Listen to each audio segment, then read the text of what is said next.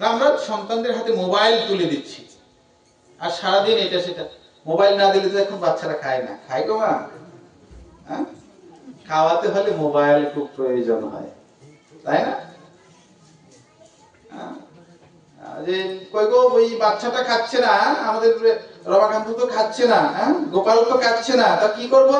আর তোমার মোবাইলটা একটু দাও, মোবাইলটা দেখালে খাবে।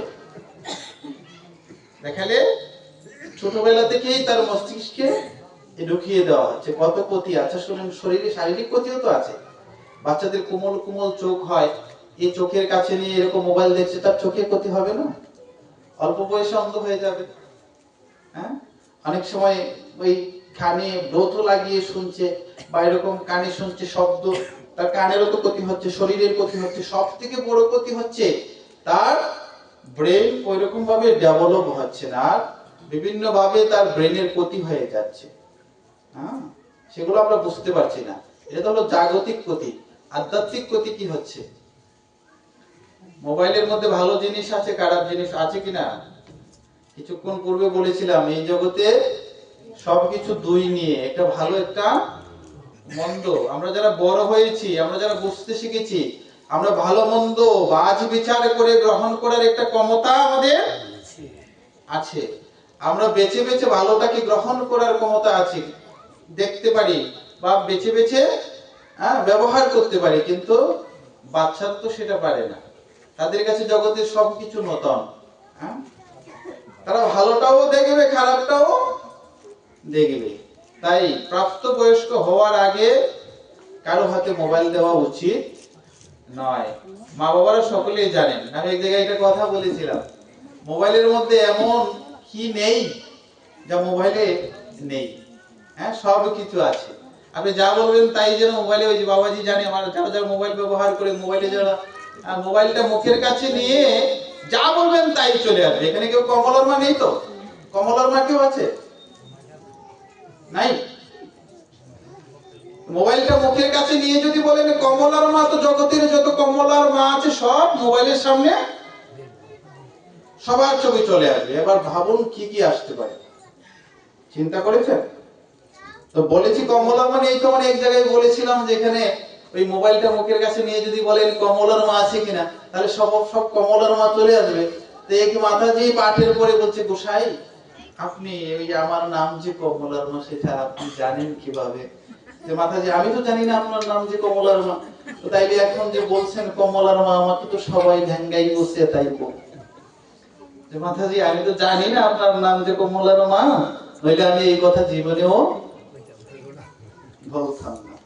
তাহলে আমাদের আগে সুশিক্ষিত হতে হবে, তারপর আমাদের সন্তানদেরকেও সুশিক্ষিত করতে হবে। তারপর আরেকটা গুণ হলো কি, মনুষ্যত্বের আরেকটা গুণ হলো সত্য। সত্যম পরম ধীমহি, আমরা পরম সত্যের ধ্যান করি।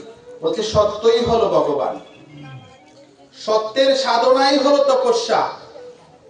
যদি সত্যকে ধরে রাখতে পারো, আট করে ধরে রাখতে পারো, তাহলে খুব সহজেই ভগবানকে পাওয়া যায়।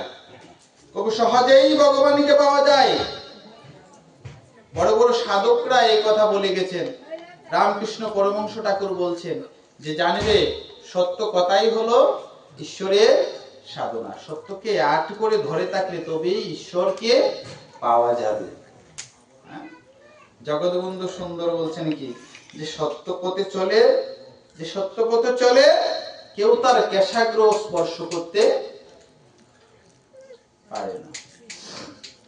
তাই সর্বদা সত্য কথা বলতে হবে, সত্য পথে চলতে হবে, সত্যকে আশ্রয় করে জীবনে চলতে হবে।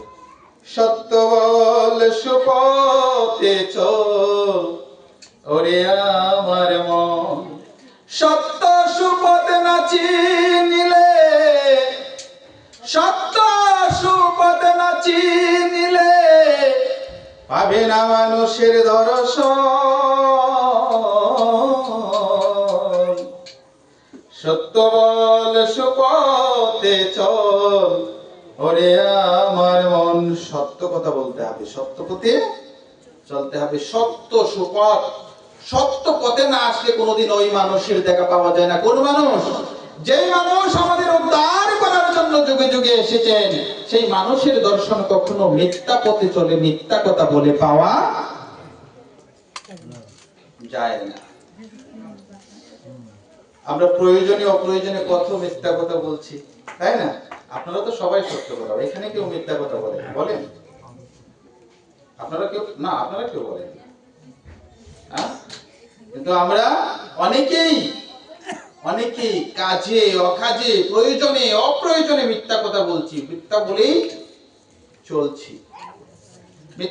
চলছি, কাউকে বাদ দিচ্ছি না। মা বাবার সঙ্গেও মিথ্যা কথা বলছি, মা বাবার সঙ্গে কি গুরুদেবের সঙ্গে মিথ্যা কথা বলছি।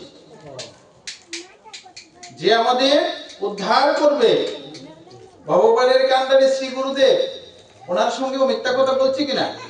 গুরুদেব আমাদেরকে দীক্ষা দিয়েছেন, কিছু নিয়ম দিয়েছেন, নাম দিয়েছেন, যে এই নামটা জপ করবে, তোমার এই বীজ মন্ত্র তোমাকে এরকম ভাবে নিয়ম দিয়েছে কিনা? দিয়েছে তো। গুরুদেব যখন আসে কিছুদিন পর পর, 1 বছর 2 বছর পরে আসে, যে আমার ওই ছেলেটা কেমন আছে, সন্তানটা কেমন আছে, শিষ্যটা কেমন আছে, আমি দেখে আসি। তাকে আরো কিছু উন্নত করা যায় কিনা, ভজন পথে আরো অগ্রসর করা যায় কিনা, সেই চেষ্টা করি। তখন গুরুদেব আসলে, গুরুদেব যদি বলে যে শ্যামাকান্ত, ওই তোকে যে বলেছিলাম তুই সন্ধানিকটা ঠিক মতো করিস তো? শ্যামাকান্ত গুরুদেব বলছে, গুরুদেব ওই করি আর কি, ওই করি। আসলে কি করে? গুরুদেব বলেছে যে 3 বার সন্ধ্যা করতে হবে।